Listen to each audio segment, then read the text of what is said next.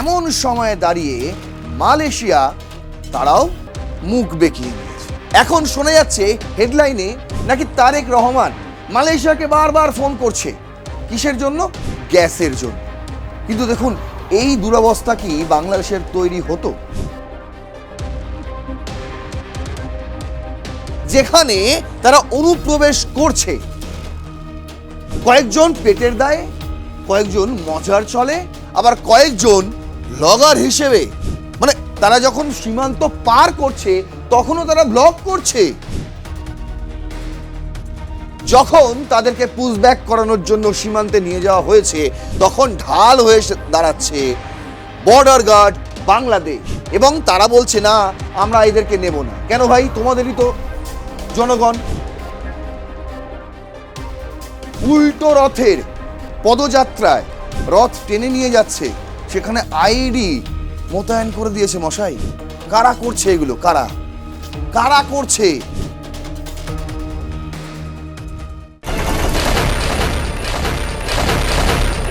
রীতিমতো প্রথা ভেঙে এই প্রথম বাংলাদেশের নবনির্বাচিত প্রধানমন্ত্রী প্রথম বিদেশ সফর ভারতে না করে করেছেন অন্যত্র। আপনি বলবেন প্রথমে রোডে ছিল চায়না, আগে না, তারও আগে তিনি মালয়েশিয়া সফর করেছিলেন। মানে চায়না যাওয়ার আগে ওই একই সফরে দুটি বিদেশ সফর তিনি করেছিলেন। আর মালয়েশিয়ায় তিনি সবচেয়ে বড় যে চুক্তিটি করেছিলেন সেটি হলো গ্যাস। মালয়েশিয়াকে তিনি টাকা দেবে বাংলাদেশ সরকার, আর মালয়েশিয়া বাংলাদেশকে গ্যাস দেবে। আর সেখান থেকে কি জ্বালানির যে চাহিদা সেটা খানিকটা মিটবে। সেগুড়ে বালি, হরমুজে আবার শুরু হয়ে গেছে যুদ্ধ। সেই একের পর এক এপিসোডে আমি আপনাদের জানাচ্ছি প্রতিটা আপডেট। এই মুহূর্তে সেখানে দাও দাও করে জ্বলছে আগুন। সৌদি আরব আর ইয়েমেনের যুদ্ধ এখন তীব্র থেকে তীব্রতর হয়ে দাঁড়িয়েছে। ঠিক এমন সময়ে দাঁড়িয়ে মালয়েশিয়া তারাও মুখ বেঁকিয়ে নিয়েছে। এখন শোনা যাচ্ছে হেডলাইনে নাকি তারেক রহমান মালয়েশিয়াকে বারবার ফোন করছে। কিসের জন্য? গ্যাসের জন্য। কিন্তু দেখুন, এই দুরবস্থা কি বাংলাদেশের তৈরি হতো? ভারতের থেকে তো গ্যাস তারা পাইপলাইনের মাধ্যমে নিচ্ছেই, কিন্তু ইদানিংকালে সেই রফতানি ভারত কিছুটা কমিয়ে দিয়েছে। তারও কারণ আছে। ভারত তো ভুটানকে কমায়নি, নেপালকে কমায়নি, শ্রীলঙ্কাকে কমায়নি, তাহলে বাংলাদেশের ক্ষেত্রেই বা ভেবে দেখুন, বাজেটে, কেন্দ্রীয় বাজেটে সেখানেও কিন্তু ভারত ভুটানকে যে বাজেট দিত তার থেকে বাড়িয়েছিল। নেপাল, শ্রীলঙ্কা, এমনকি মলদ্বীপ পর্যন্ত ভারতের যে নেশন ফার্স্ট এই স্কিমে ভারতের যে অর্থ বরাদ্দ এই সমস্ত দেশের জন্য ঠিকঠাকই ছিল, এবং বরং বাড়ানো হয়েছিল। কমানো হয়েছিল বাংলাদেশের ক্ষেত্রে, কিছু কিছু ক্ষেত্রে বাড়ানো হয়নি, একই জায়গায় রাখা হয়েছিল। কেন? তার কারণ হচ্ছে বাংলাদেশের সেই মোহাম্মদ ইউনূস থেকে শুরু হওয়া যে কাল, সেই কাল এখনো খতম হচ্ছে না।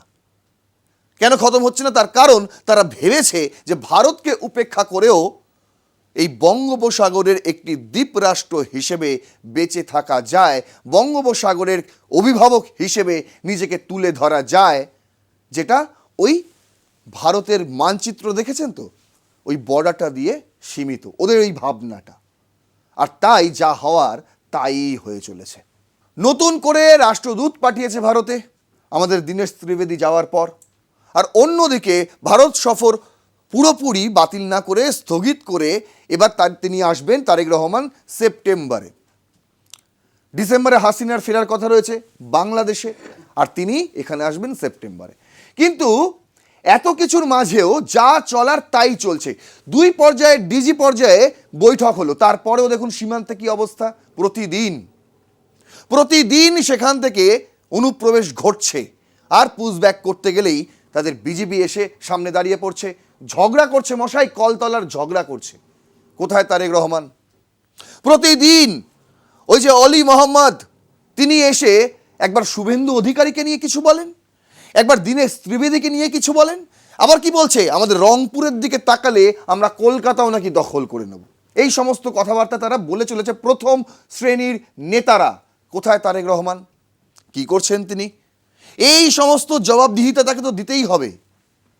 এর আগেও আমি আপনাদের দেখেছি যে হিন্দুদের উপর সেখানে কি পরিমাণ অত্যাচার নির্যাতন বেড়ে গিয়েছে। চট্টগ্রামে যে সমস্ত আদিবাসী সম্প্রদায়ের মানুষজন থাকে তাদের ওপরেও কেন্দ্রীয় বাহিনীর যে অত্যাচার নির্যাতন সেটাও প্রায় মাত্রা ছাড়িয়েছে। আর এমন অবস্থায় দাঁড়িয়ে সীমান্তে যেমন উত্তেজনা বহাল রয়েছে, ঠিক একইভাবে সেখানে হিন্দুদের ওপরেও অত্যাচার একই রয়েছে, কিচ্ছু বদলায়নি ছবিটা।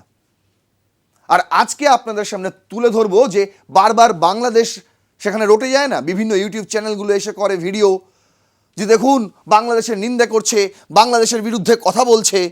আজকে আমি দেখাবো যে ভারতকে কোনো কথা বলতে হয় না। যে কর্মকাণ্ড তোমরা প্রতিদিন করে চলেছ সেটা ভারতের এক শ্রেণীর যারা প্রপাগান্ডা ছড়াতে অভ্যস্ত তাদের কিন্তু হাতিয়ার হয়ে দাঁড়াচ্ছে দিনকে দিন। এই দায় শুধু ভারতের নয়, বরং অনেক বেশি বাংলাদেশের। কেন বলছি শেষ পর্যন্ত দেখুন, পুরো স্পষ্ট হয়ে যাবে বিষয়টা। শুরু করছি রণক্ষেত্র, আপনাদের সঙ্গে রয়েছে আমি নারায়ণ। আজ আমাদের headline, Bangladesh help in India's narrative, India's campaign. এক শ্রেণীর এখানেও, যখন ওখানেও কিছু লোকজন রয়েছে সেরকম এক শ্রেণী এখানেও রয়েছে, এটা স্বীকার করতে অসুবিধা নেই। তাদের সেই ন্যারেটিভে খাদ্য যোগান দিয়ে যাচ্ছেন প্রতিদিন বাংলাদেশ এবং বাংলাদেশের বর্তমান বিএনপি সরকার। দেখুন প্রথম স্লাইডেই আমি রেখেছি ইন্ডিয়া টুডে নর্থ ইস্টের এই হেডলাইনটি, যেখানে তারা অনুপ্রবেশ করছে কয়েকজন পেটের দায়ে, কয়েকজন মজার চলে, আবার কয়েকজন ব্লগার হিসেবে। মানে তারা যখন সীমান্ত পার করছে তখনও তারা ব্লগ করছে, ভেবে দেখুন। যদিও এই ছবিটা ভাইরাল হয়েছে সোশ্যাল মিডিয়ায় এবং এই ছবিটা বলা হচ্ছে ত্রিপুরা সীমান্তে, যেখানে এই ধরনের পাহাড়ের ওপর সীমান্ত চলে গেছে, দেখতে পাবেন। আর এই ধরনের সীমান্ত অনুপ্রবেশ প্রতিদিন তারা ঘটাচ্ছে জ্ঞাতার্থে এবং অজ্ঞাতভাবে। কিন্তু যখন আমরা তাদেরকে ওপাশে ঠেলে দেওয়ার চেষ্টা করছি, যখন আমরা পুশব্যাকের চেষ্টা করছি, তখন ঢাল হয়ে দাঁড়াচ্ছে বিজেপি। কেন? ওয়াই? বলছে tension flares along India-Bangladesh border in Assam's Sribhumi over alleged pushback attempt. Tension prevailed along the India-Bangladesh border in Assam, Sribhumi district after an alleged pushback attempt triggered a face-off between the border security force and the border guard BGB. যখন তাদেরকে pushback করানোর জন্য সীমান্তে নিয়ে যাওয়া হয়েছে, তখন ঢাল হয়ে দাঁড়াচ্ছে বর্ডার গার্ড বাংলাদেশ। এবং তারা বলছে না আমরা এদেরকে নেব না। কেন ভাই? তোমাদেরই তো জনগণ, তোমাদেরই তো ভোটার, তোমরা এত সহজে তাদেরকে কি করে বলছো যে চলে গেছে আমরা আর নেব না ফেরত? এটা হয় নাকি কখনো? আর তাদের কাছে কোনো বৈধ কাগজপত্রও নেই, যা আছে সমস্তটাই বাংলাদেশের document. The incident occurred in the Bilbari border area where the situation remained tense throughout the day. Reports claim that the confrontation began when an attempt was made to push a group Bangladeshi nationals towards the New Parlahat area on the Bangladesh side of border. New Parlahat এরিয়ার বাসিন্দা তারা ছিল, বুঝতে পারছেন? আর তারা চলে এসছে এই দিকে। এবার যখন তাদেরকে বর্ডারের সামনে নিয়ে যাওয়া হয়েছে পুশব্যাক করার জন্য, ঠিক সেই সময় তারা এসে ঝগড়া শুরু করে দিয়েছে, কলতলার ঝগড়া, যে আমরা নেব না, তোমরা যা ইচ্ছা তাই করো। The BJP allegedly objected to the move and prevent the group from entering Bangladeshi territory. As news of the incident spread, residents of nearby border village reportedly gathered near the border carrying knives. দেখুন এই সমস্ত সীমান্ত এলাকায়, ভারতীয় অঞ্চলে কিন্তু সেরকম বসবাসকারী মানুষজন নেই, অথচ বাংলাদেশের এই সমস্ত এলাকাতেই একটা করে বাড়ি করে নিয়েছে, একদম বর্ডারের সামনেই একটা করে। ওখানে তো বিজেপির নিয়ন্ত্রণ নেই, বুঝতে পারছেন? স্থানীয়রাই ওখানে গ্যাদারিং করে এবং যখন তারা ফেঁসে যায়, যখন তারা বিএসএফের জালে জড়িয়ে পড়ে, তখন তারা বিজেপিকে স্মরণ করে, আর তখন তারা এসে এই বর্ডার গার্ড বাংলাদেশ এসে ঢাল হয়ে যায়। আর এটাও তাই হয়েছে, সেখানে সাধারণ মানুষ চলে এসছে, জড়ো হয়ে গেছে। কয়েকজন বিএসএফ, সেখানে তার ভারতীয় সাধারণ মানুষ নেই, তারা এলাকার সাধারণ মানুষকে সঙ্গে নিয়ে বিজিবি এসছে ঝামেলা করতে। বলুন কে জিতবে? আরে ভাই, এটা তো বর্ডার, এটা তো আন্তর্জাতিক বর্ডার। এইভাবে কলতলার ঝগড়া করলে এলাকা দখল করে নেওয়া যায়? হয় এটা কখনো সম্ভব? বলছে ছুরি কাঁচি যা পেরেছে, sticks and bamboo poles in support the BGB. বুঝতে পারছেন, বিজেপিকে সাপোর্ট করার জন্য ছুরি কাঁচি স্টিক বাঁশের ডান্ডা সমস্ত কিছুই তারা নিয়ে এসেছিল কাকে? বিজেপিকে সাপোর্ট করার জন্য।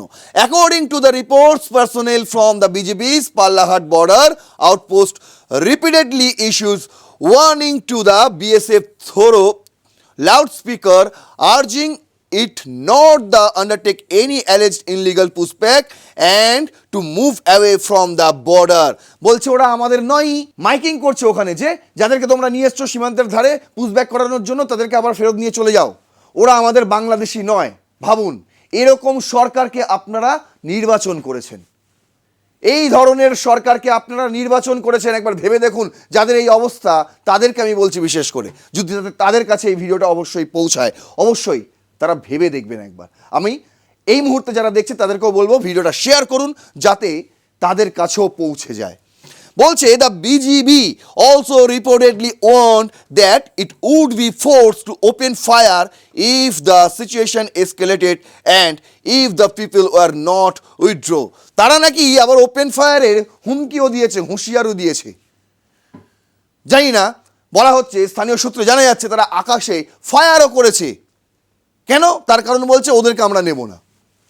অথচ এরা কিভাবে অনুপ্রবেশ করে দেখুন। এই ত্রিপুরা সীমান্তের এই ভিডিওটি যেটা ভাইরাল হয়ে গেছে এই মুহূর্তে গোটা সোশ্যাল মিডিয়ায়। আর তাকিয়ে দেখুন, যত দোষ নাকি ভারতের, যত দোষ নাকি পশ্চিমবঙ্গের, যত দোষ নাকি ভারতের বিজেপি সরকারের। কেন? ঝামেলা পাকাচ্ছ তোমরা, ভারতকে উত্তেজনাময় করে তোলার চেষ্টা করছো তোমরা। আর যখন আমরা একটা সমস্যার সমাধানের কথা বলি, ডিজি পর্যায়ের বৈঠক হয়ে গেল মশাই, ডিজি পর্যায়ের বৈঠক, তাও 1 মাস হয়ে গেছে। কে মানছে কার কথা? কে মানছে? যাতে তোমাদের ওই এলাকার লোকজন অনুপ্রবেশ করতে না পারে সেটাই তো দেখা উচিত তোমাদের, কিন্তু তোমরা সেটা করছো না। দেখুন, শুধু তো গেল সীমান্তের কথা, উত্তপ্ত করার আরও অনেক পন্থা রয়েছে, আরও অনেক পন্থা রয়েছে। মনে আছে চিন্ময় কৃষ্ণ দাস, তিনি কোথায়? জেলে আছেন? কেউ থাকলে প্রমাণ দিতে পারবেন কোথায় তিনি? এই মুহূর্তে দাঁড়িয়ে আরও একজনকে, তাকেও গ্রেপ্তার করা হয়েছে। কি কারণে জানেন? তার কারণ হচ্ছে রাম মূর্তি নির্মাণ করছিলেন তিনি, তার উদ্যোগে সেই রাম মূর্তি নির্মাণ হচ্ছিল গাইবান্ধায়। আর অন্যদিকে উল্টো রথের পদযাত্রায় রথ টেনে নিয়ে যাচ্ছে, সেখানে আইডি মোতায়েন করে দিয়েছে মশাই। কারা করছে এগুলো? কারা কারা করছে? আপনার পুজো পৌঁছে যাক বিশ্বের দরবারে। প্রতি বছরের মতো এবারও আর+ নিউজ নিয়ে এলো শারদাঞ্জলির সেরা সম্মান 2026। অংশ নিতে সকাল 10টা থেকে সন্ধে 6টার মধ্যে সরাসরি যোগাযোগ করুন আমাদের অফিসে অথবা কল করুন 9836323248 এই নম্বরে। শারদাঞ্জলি শুধুমাত্র আর+ নিউজে। কোন সরকার রয়েছে এই মুহূর্তে বাংলাদেশে? আমি প্রশ্ন করতে চাই, কেন এই ধরনের হেডলাইন ঢাকা ট্রিবিউনের মতন প্রথম সারির সংবাদ মাধ্যমে উঠে আসে? হোয়াই? তারেক রহমান বলছে pipe bomb planted to target Rathyatra. রথযাত্রাকে টার্গেট করার জন্য পাইপ বোম নাকি মোতায়েন করেছিল। শুধু তাই নয়, দেখুন এখানে ভেতরেও খবর রয়েছে, হেডলাইনটা আরও সুন্দরভাবে করেছে, হালকাভাবে। ভেতরের খবরটা দেখুন, আমি নিচে থেকে কিন্তু টাইপ করিনি, এগুলো পুরোটাই কিন্তু ঢাকা ট্রিবিউনের কপি, সেখান থেকেই আমি সিলেক্টিভ কিছু প্যারা আপনাদের সামনে তুলে ধরেছি। দেখুন কি বলছে, the counter terrorism and transitional crime CTTC unit said the pipe bomb had been planted to the target the Ulto Ratho Yatra procession after police recovered the powerful improvised explosive device Matlab ID beneath Motijhil Metro Rail Station in Dhaka on Friday। উল্টো রথের দিন। ভেবে দেখুন কত বড় দুঃসাহস, কতজন সেখানে অংশগ্রহণ করেছিলেন। বুঝতে পারছেন, হাজারে হাজারে হিন্দু ছিল। এই হচ্ছে সেই ছবি। পুলিশ তৎপরতার সঙ্গে গিয়ে সিটিটিসি এর সদস্যরা তৎপরতার সঙ্গে গিয়ে নাকি এই পাইপ বোমাটাকে উদ্ধার করেছে আর একটা আইডিও নাকি উদ্ধার করেছে, কিন্তু সেখানেও শেষ রক্ষা হয়নি। তার কারণ হচ্ছে এই সমস্ত যারা সদস্য রয়েছে এই সিটিটিসি এবং সব অ্যান্টি বোম ইউনিটের, তারা কেউই সেরকম প্রশিক্ষণপ্রাপ্ত নয়। আর সেই কারণে কোথায় গিয়ে সেটা নিষ্ক্রিয় করতে হবে সেটাও তাদের জানা ছিল না। এমন জায়গায় নিষ্ক্রিয় করেছে সেখান থেকে একটা মানুষের চোখ চলে গেছে। কি বলছে দেখুন। Sub inspector SI Mirza Mohammad Mukhta of Motijheel police station subsequently filed a case under the Explosive Act against unidentified individuals. According to the case, police received information about a suspicious bomb-like object along the procession's route and recovered a umbrella containing a powerful pipe bomb before the religious processions reached the area. Authorities said the device was detected in time, preventing a potentially serious incident. বলছে কি ঠিকঠাক সময় জানতে পেরে গিয়েছিলাম, তাই জন্য অনেক বড় একটা ঘটনা ঘটার থেকে আমরা সব কিছুটাকে বাঁচাতে পেরেছি। হ্যাঁ, মানে বিরাট বড় বিস্ফোরণ হয়নি, কিন্তু কি হয়েছে, a passerby was injured during the controlled disposal of the bomb on Friday night. The injured 66 years old Miraj Ahmed, an employee of the Ministry of Education, ভাবুন সরকারি চাকুরিজীবী মশাই, তার নাম হচ্ছে মিরাজ আহমেদ, এমন জায়গায় গিয়ে বোমটাকে নিয়ে গিয়ে ডিসপোজাল করেছে রাতের বেলা, সেখান থেকে একজন ইনজিওর্ড হয়ে গেছে। তার নাম 66 বছরের একজন সরকারি কর্মী।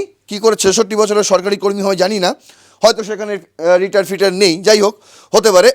তো তার নাকি তিনি ইনজিওর্ড হয়েছে। কি হয়েছেন, sustain splinter injuries to his left eye, বা চোখ, সেখানে একটা স্পিন্টার এসে লেগেছে আর সেখান থেকে তার চোখের এখন শোচনীয় অবস্থা। After receiving primary treatment at Dhaka medical college hospital he was referred to the national institute of ophthalmology in Agargaon for the treatment. কি রে, তোর বেশ র্যাশ হয়েছে দেখছি। হ্যাঁ রে, কি করবো বলতো, র্যাশগুলো কিছুতেই কমছে না। অনেক কিছু ইউজ করলাম তবুও কমছে না। তুই এম্বার গৌরীদেবী হসপিটালসে দেখাতে পারিস, ওখানে ভালো এক্সপিরিয়েন্স ডার্মাটোলজিস্ট আছে।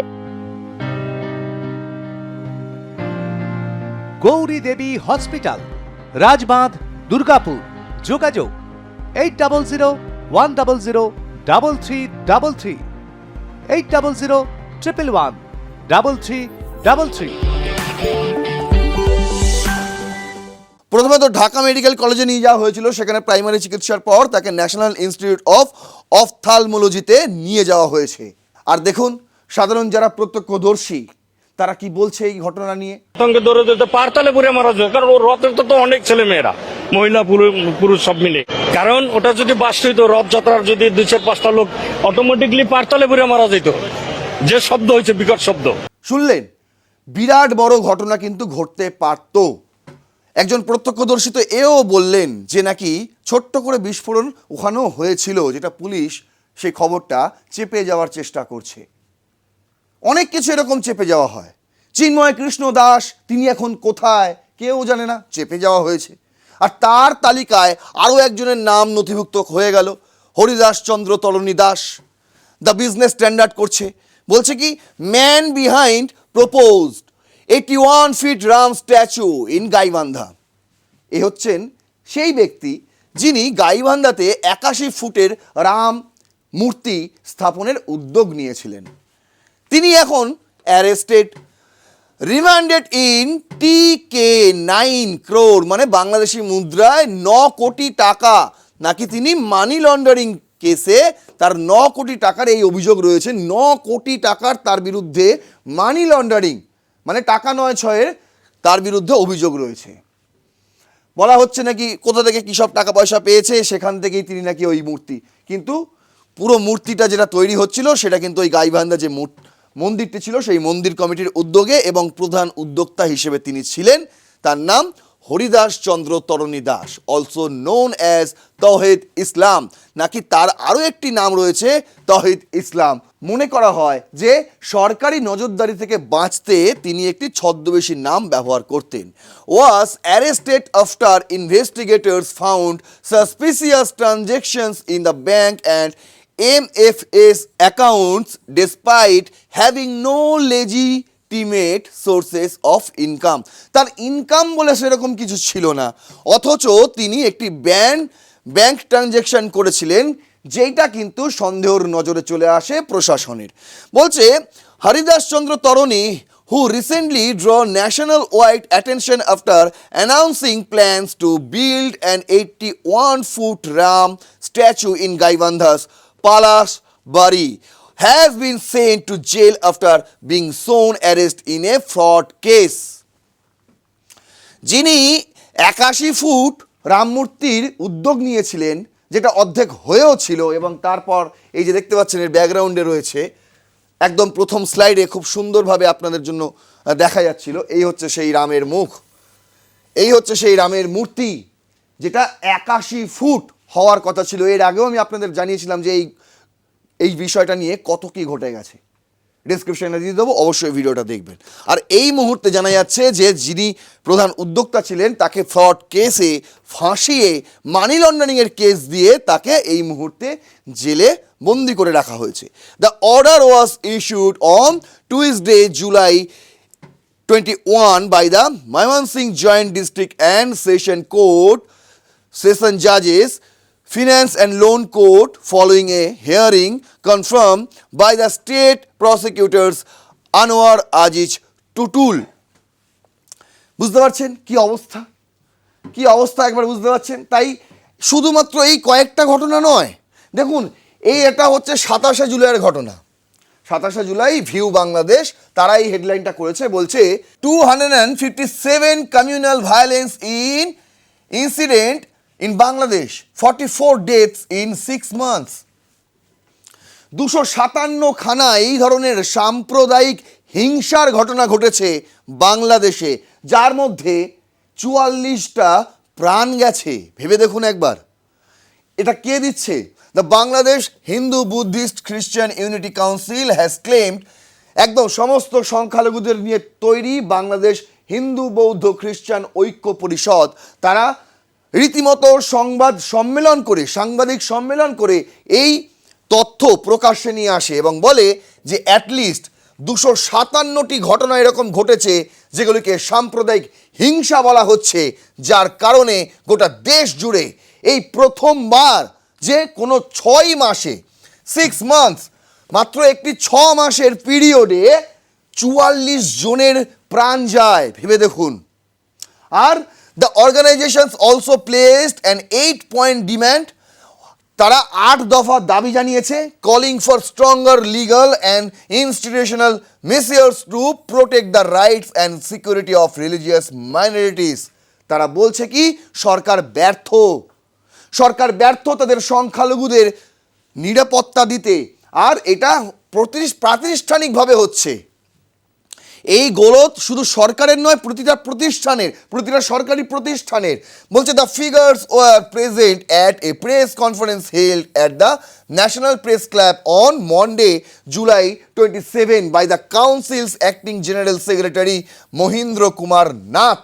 তিনি বলছেন এই তথ্য 257 খানা এই ধরনের ঘটনা ঘটেছে। আমি বললাম না পৃথক এরকম অনেক ঘটনা আপনাদের আমি দেখিয়েছি এর আগে, অনেক ভিডিওতে আমাদের লিমিটেশনও চলে এসছে, কিন্তু তাই বলে সত্যটা কিন্তু আমরা বলা ছাড়ি না। আর আমি আজকে সেরকম কোনো ইনসিডেন্ট দেখালাম না, এই দুটো ঘটনা আপনাদের মুহূর্তে দেখালাম, কিন্তু যে তথ্য এই মুহূর্তে আপনাদের সামনে তুলে ধরলাম সেটাই কিন্তু প্রমাণ করে এই মুহূর্তে বাংলাদেশ ঠিক কোন পথে যাচ্ছে ভারতকে শিক্ষা দেওয়ার জন্য, অবশ্যই ভারতকে শিক্ষা দেওয়ার জন্য। আর এইগুলো করে কিন্তু তাদের যারা ওই মৌলবাদী চিন্তাধারায় উদ্বুদ্ধ তাদের আরও অট্টহাসি বেরিয়ে আসছে, অট্টহাসি। এটা ঠিক কেমন জানেন তো, ওই যে বলে না পরের যাত্রা ভঙ্গ করতে নিজের নাক কাটা, বাংলাদেশ ঠিক তেমনটাই করছে। ভারতকে শিক্ষা দেওয়ার জন্য প্রতিনিয়ত নিজেদের নাক কেটে চলেছে, আর আন্তর্জাতিক সংবাদ মাধ্যমে ছি ধিক্কার পোষণ করা হচ্ছে তাদেরকে। আশা করি বোঝাতে পারলাম।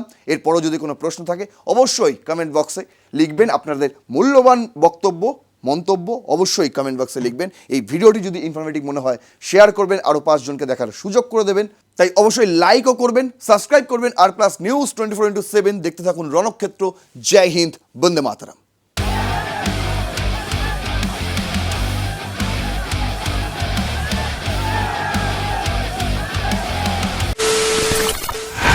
খবরের নামে প্রতিদিন সন্ধে আপনার ড্রয়িং রুমে কি শুধুই চিৎকার চেঁচামেচি খেয়ে আসে?